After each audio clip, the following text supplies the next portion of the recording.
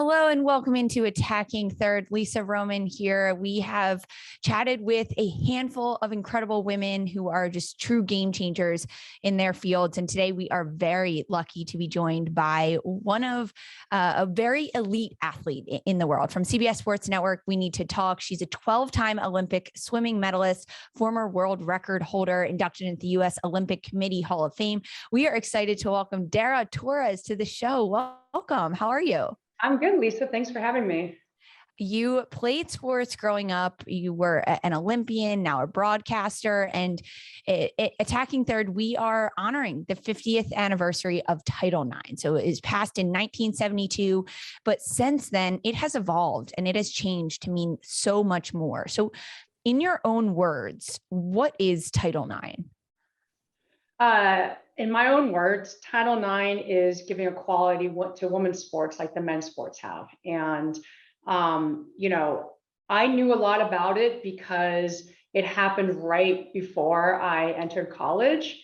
Well, I wouldn't say right before, but definitely, I was very much blessed and lucky to have had Title IX happen by the time I got to college. And, I look back on what the women had to go through and the inequality that there was between the men's and the women's sports. And I mean, I thank those women who brought Title IX to the forefront, like every day in my life for giving me the opportunities that I had. And I'm hoping that, like, I don't really know what curriculum is now in college or in even high school, but I'm hoping that this is taught to women so they understand what happened before them and how much equality in women's sports has come along. And also you can appreciate it a little bit more, how much equality and equality there is between the men's and the women's sports. So you mentioned right before your collegiate days.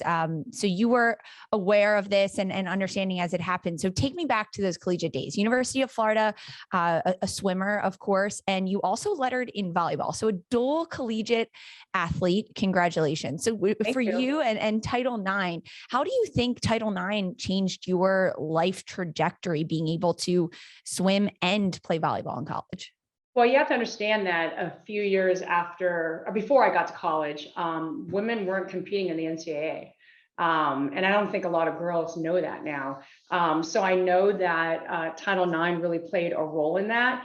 Also, my coach was great about having the men and women swim together. Nowadays, you see a lot of just women's teams and men's teams, and they don't train together. And my coach was all for, like, let's have the men and women train together. We go to the meets together, and we really were just one big unit. And so I felt very thankful that aside from Title IX, that I also had a college coach that treated us as equals. And I know in amateur athletics like the Olympic Games, we were always entitled to equal pay. It was never like, oh, okay, if the men get first place, they get this, but the women get less or whatever. But I know there are a lot of sports out there where, they fought super hard. Look at the women's soccer just recently, finally have their payday coming. And, you look at the women's golf and women's tennis, and it's definitely come a long way, thankfully, to Title IX.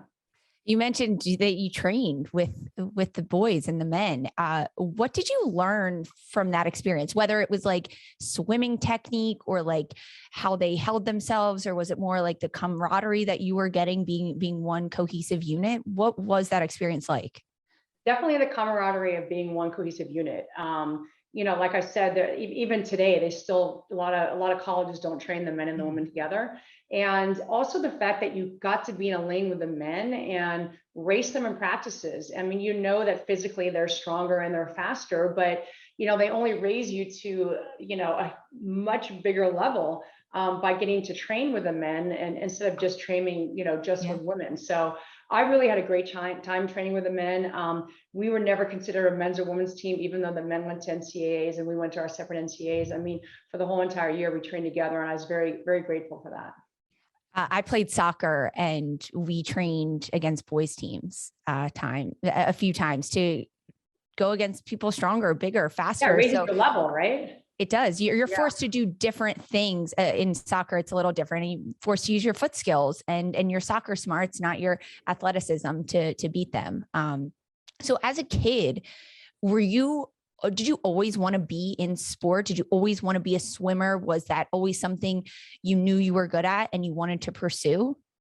Well, actually, I wanted to pursue roller skating in the Olympic Games, but unfortunately, there was no roller skating in the Olympic Games. But I thought I was like the best roller skater ever outside of our driveway and going racing down the street and stuff. But I never, like, when I was super young, I didn't really think about the Olympic Games. I didn't really know what they were. And then when I started to swim on the international scene and started to break records and stuff, that's when it really dawned on me that, hey, I should really try for the best level, which is the Olympic Games. And so it started probably when I was about 12, 13 years old. So 12 Olympic medals, broke world records, but you realized you were pretty good at swimming when you were like a teenager? Yeah, I mean, yeah, I don't think that's awesome. that bad because, in swimming, a lot of it is strength. And when you're young, you don't really have that strength. You're still growing, you're, still a kid and stuff. And so, I was fortunate to be blessed and have some natural talent. And I realized that the natural talent doesn't take you to your main goals. You actually have to work hard. And so when I became 13 or 14 years old and stopped turning around in the middle of the pool and pulling the lane lines, I realized if I was going to go to the Olympic Games that I had to, really work hard. So things kind of changed. A switch sort of turned on at that point in my swimming career. Fantastic. And then because of that and being self-aware and knowing when you're good and talented at something, that led you to a handful of first swimmer to represent the United States at 5 Olympic Games. As a female and as a female swimming athlete, did you feel any pressure to break these records or to be the first, or as you were doing that? No, I didn't feel the pressure as I was doing that until I got to the Olympic trials.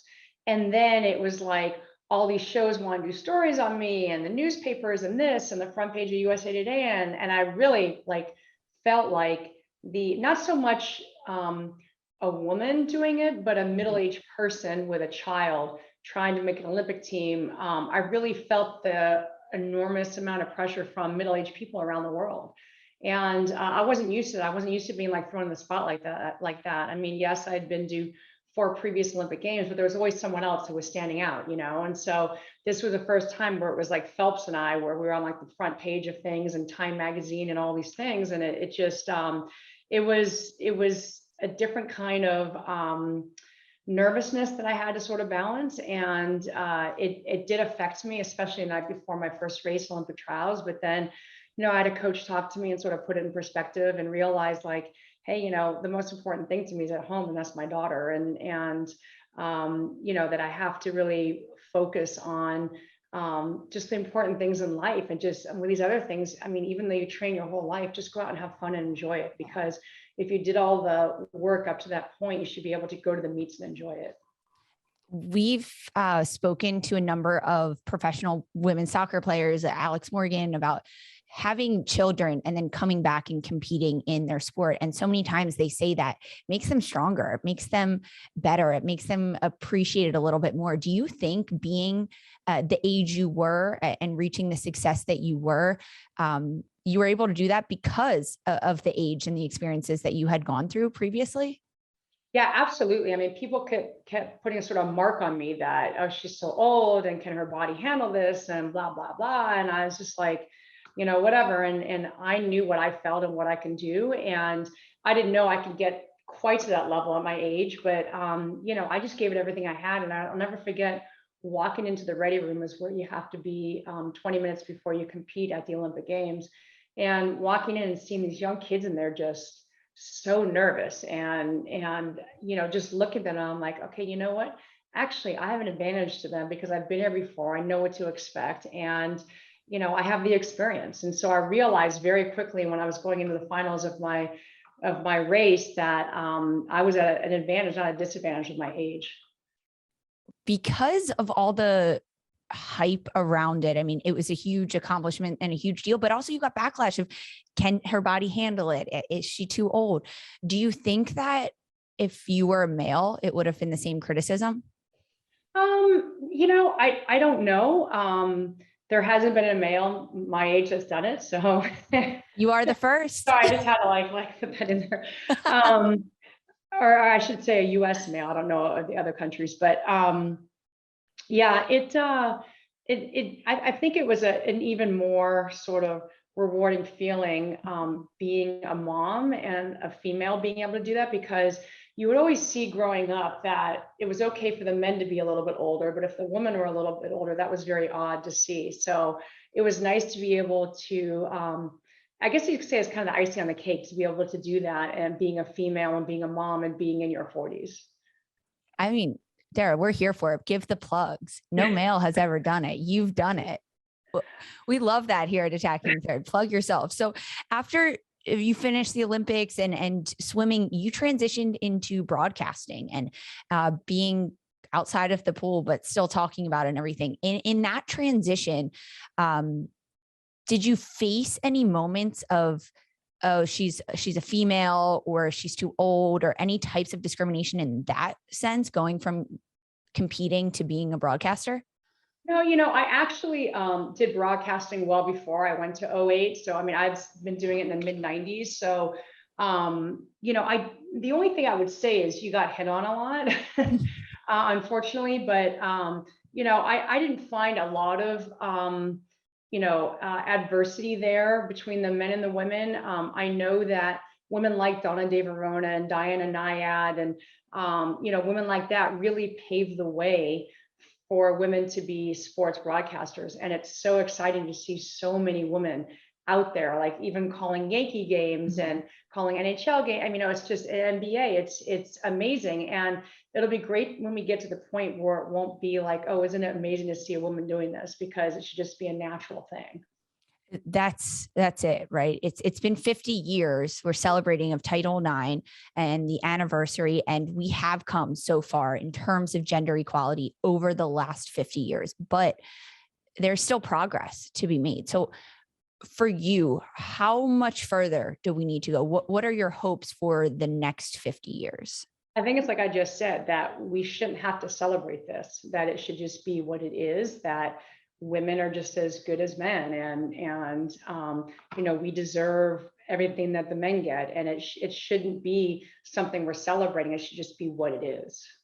So as a mom and having children, are there moments when you recognize any type of adversity based on gender or anything like that with your children, now that you kind of have the understanding of your life and what you went through and having Title IX and now being able to see it through your kids?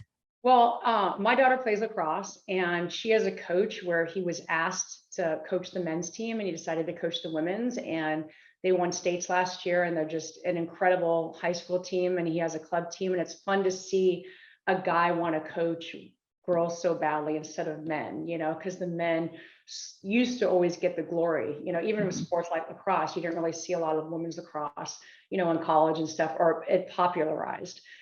So that's really fun to see. And I think, I talked to my daughter about it, and she understands like how lucky she is with how far along equality has become between the men and the women, or the boys and the girls. Yeah. And for you, when you have achieved so much, and despite age or whatever it is, you were able to do it and win, what advice would you give to young girls, young swimmers, if they want to do that? Try to break your records. I don't care if they break my records. I already saw some broken recently from I think I had a record in 1982 and one was broken. So, it's fine. I mean, records are meant to be broken. And I love actually seeing when someone breaks, my records. But, what I would tell young girls is just, keep your heads high, and, just keep doing what you're doing, and train hard and enjoy it, and enjoy the ride, because it's so much different now than it was 50 years ago, and they need to really see why it is what it is today, and why girls are equal to boys in sports. Yes, and the hope is that there's not a question about it. Right. we're done having this conversation in the next 50 years, if only to remember and to learn and to keep growing from it. Dara, thank you so much for joining, and thanks so much for sharing your story. This was fantastic.